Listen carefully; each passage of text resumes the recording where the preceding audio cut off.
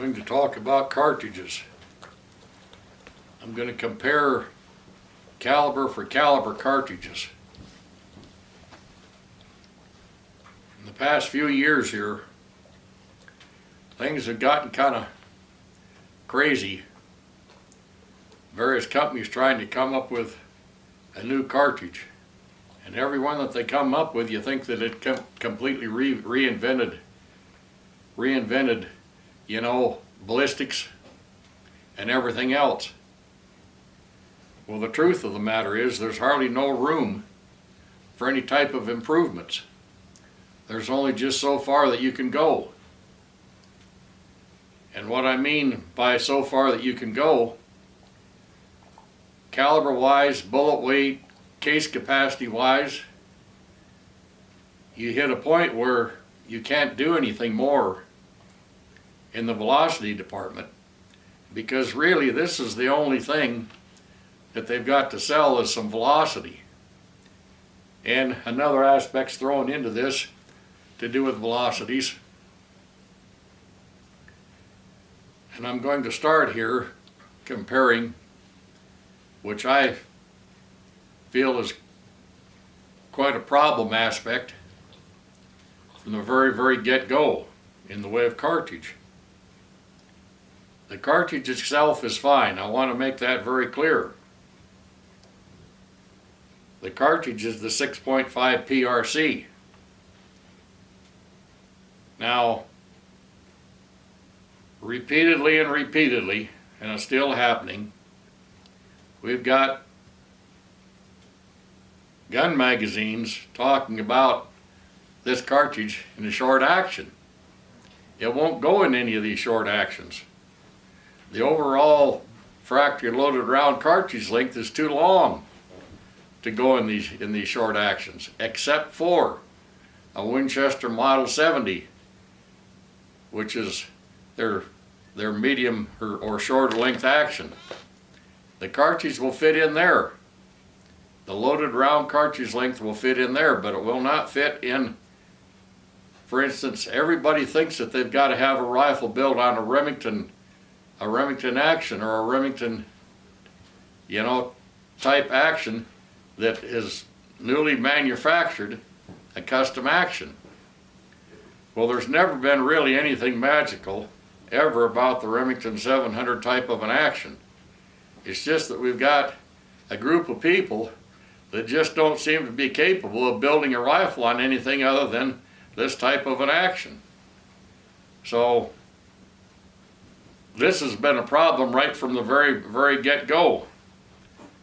And it's a problem with folks wanting rifles and wanting a 6.5 PRC.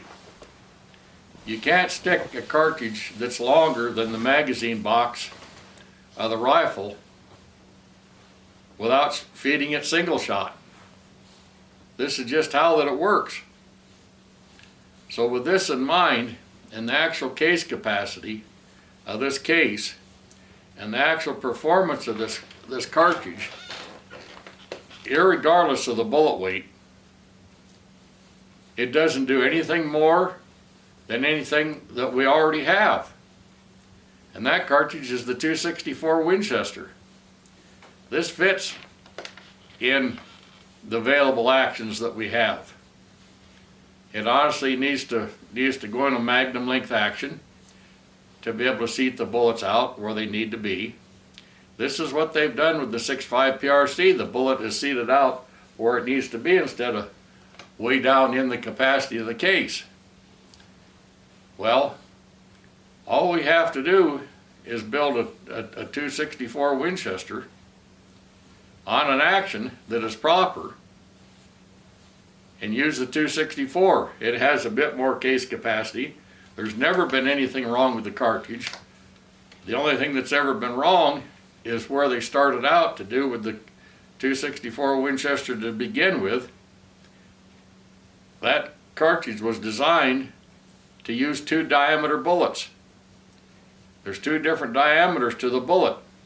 There's the 264 diameter, then there's the slightly under bore diameter section ahead of the cantilever on the bullet, and the bullet and the cantilever's always been too far ahead on the bullets that were used for this particular project way back when it was brought out, you know, in the late 50s. Hang on a minute. Anyway, ballistically, using the same bullets and fairly and squarely, you know, for a hunting type of a cartridge, our 140 grain bullets that we've had for years and years and years and years, nozzler partitions, 100 interlocks, Swift A-frames, and one thing another. These are wonderful, wonderful game bullets. We've got completely off track with this whole situation, being fed with the idea that, you know, it's ballistics coefficient that kills. No, ballistics coefficient, a number, you can't attach a number to the kill ability of a bullet. And this ballistics coefficient has been so overworked that it's, you know, absolutely crazy what's happened.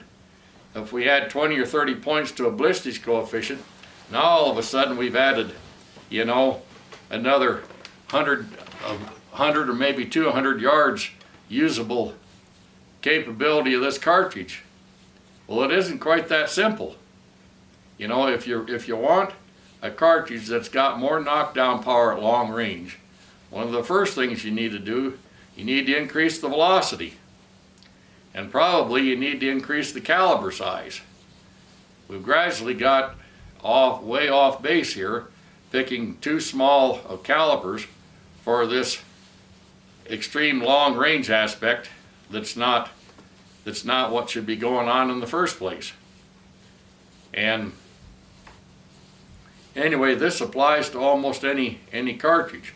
But I use those two cartridges because I think that, you know, from a game use standpoint, from the velocity capabilities, what it can actually do, eliminating all the other aspects to do with things beyond velocity in one thing or another, these are reasonably good medium-sized game cartridges for deer, antelope, sheep, goat, and one thing or another.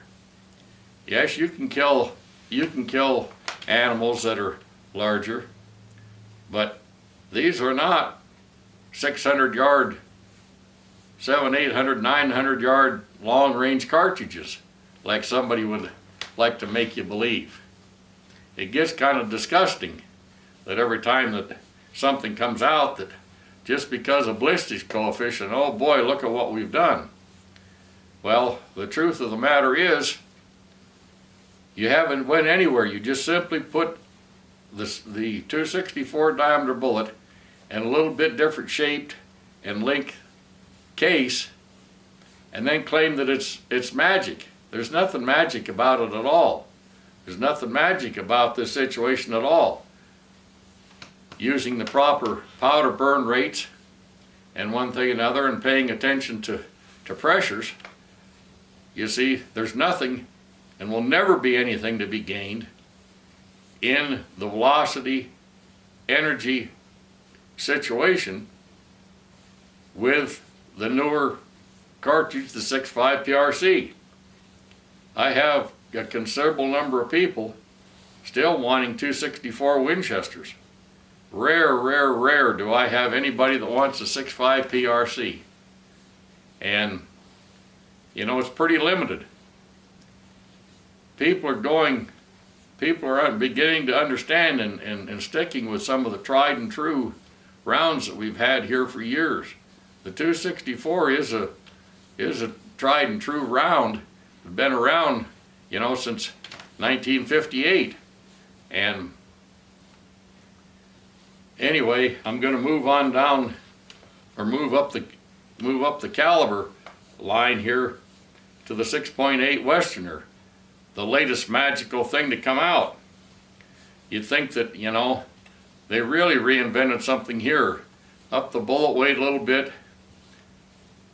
and tighten the twist rate from a 270 normal twist weight is 10 inch down to 8 or 8.5 inch twist, and a 175 grain bullet. Well, we've had a cartridge that's been around for 70 some odd years. It's called the 270 Weatherby. Take the 270 Weatherby and put an 8.5 inch twist barrel and use all these new longer, higher ballistics coefficient bullets. You've got a much better cartridge. You're much better right from the very beginning. Same thing again we got here with this 6.8 Westerner. It's put in an action, a reasonably short action. Yeah, since it's a Winchester cartridge, it'll be in a Winchester action. But the fact of the matter is, you see, we've got cartridges that have been around, such as this wonderful cartridge. The 270 Weatherby is an outstanding cartridge. But at the same time, I want to emphasize that this cartridge is not, 600, 700, 800, 900 yard long range cartridge. We'll move from there, still sticking 270 caliber, we'll go to the 27 Nosler. Well, the 27 Nosler only does just faintly more than a 270 Weatherby loaded, like I was telling you, in an 8 inch or 8.5 inch twist barrel with equal bullet weights. You hardly gain an awful lot. But the cartridge that you really gain with in 270 caliber is the 270 by 300 Weatherby. Now, I have and I built for others 270 by 300 Weatherbys, and try to push a 140 grain bullet out of any other 270 caliber cartridge at 3,500 feet a second. 140 grain Nosler Accubon, that's right, at 3,500 feet a second out of a 270 by 300 Weatherby. If you want a 270, if you got a yearn for a 270, if you want to stretch your range and so forth, this is the cartridge. And it'll outdistance all these other cartridges. Load it with a heavy bullet, that 270 by 300 Weatherby, instead of the 140 grain bullet with a 10 inch twist. Load these heavier bullets, 165, 175 grain bullets. But the real truth of the matter that those bullets that we've got here are again going to be a problem right from the start, because the bullets aren't well-designed game bullets. They don't hold together.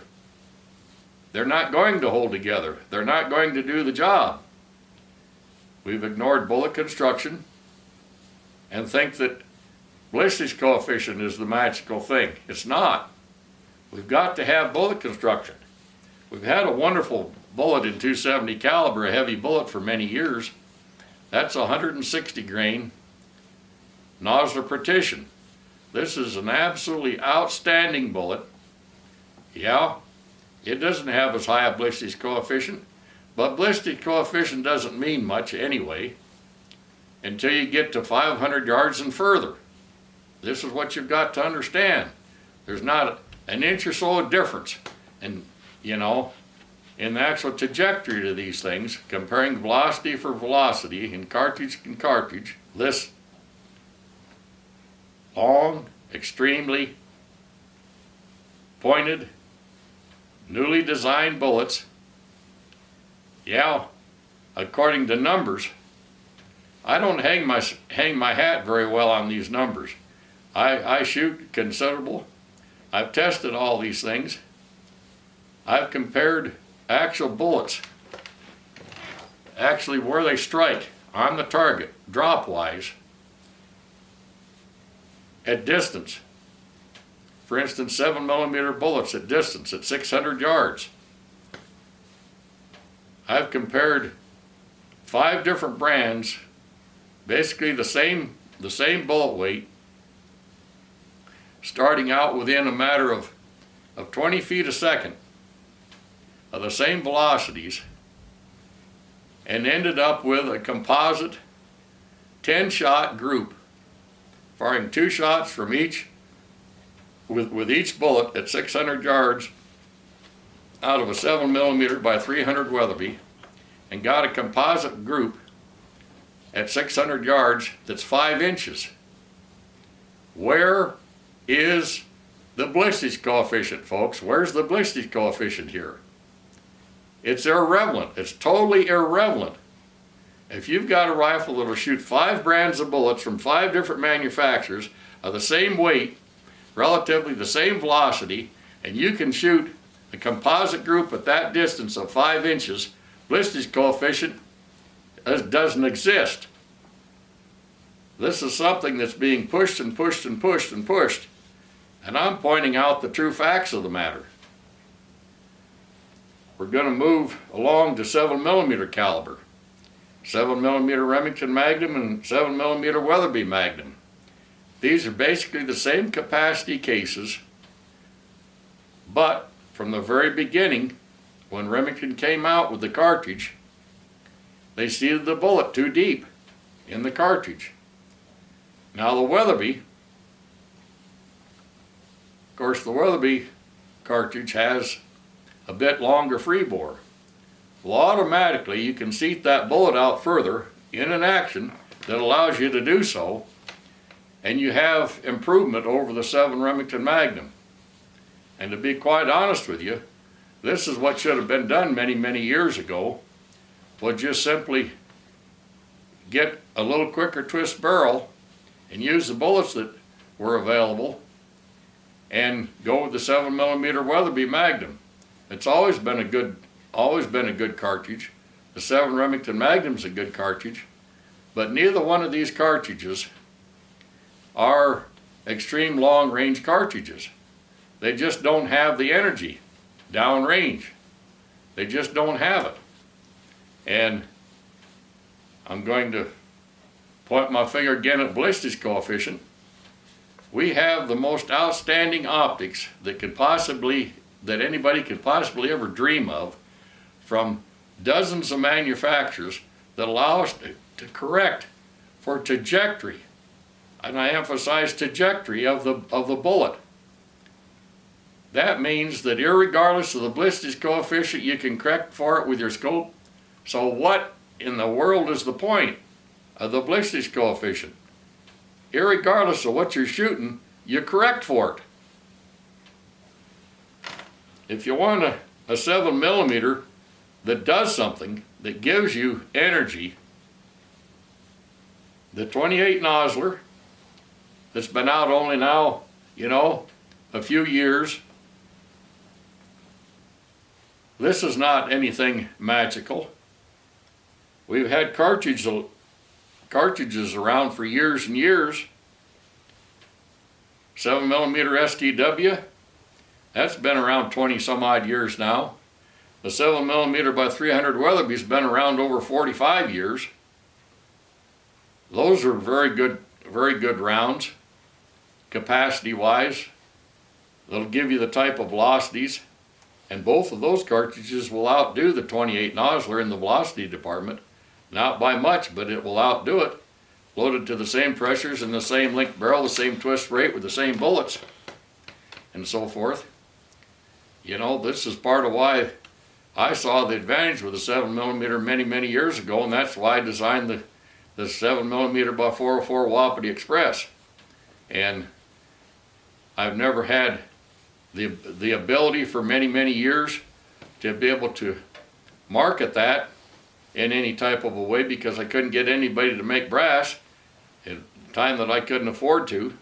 Now our cartridge brass manufacturers are so busy that they won't entertain making anything new.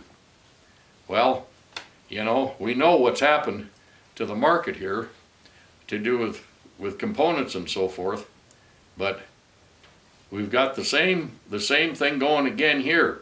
There's not any edge.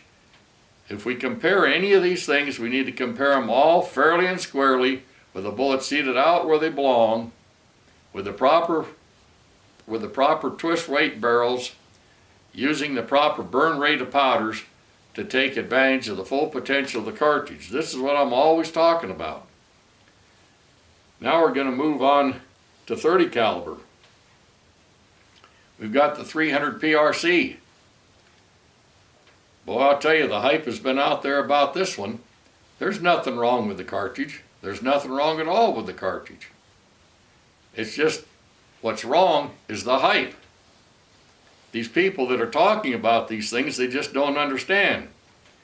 The 300 Winchester Magnum is almost identical in the capacity department and velocity departments and what either one of these two cartridges will use in powder, burn rate of powder. There's hardly a nickel's worth of difference. And we can stick with 30 caliber and move up just a little bit, you know, and include now the 30 nozzler and the 300 Weatherby. Well, the 300 Weatherby automatically, just as a factory cartridge, velocity wise, has the edge over the 30 nozzler. Now if we take either one of these rounds and load them to what I describe as full potential, seating the bullets not way down in the capacity of the case, which they've done with this 30 nozzler, they basically harnessed the velocity capabilities of the 30 nozzler by putting it in a standard length action. That should have never been put in the standard length action. All the cartridges that they've come up with, based on the Remington Ultra case, they've seated the bullets too deep. I've measured these rounds, and the bullets are down there around 400 thousandths, 450 thousandths down in the capacity of the case, taking up powder capacity. It should have been put on a full magnum length action. You're going to gain. This is how you gain.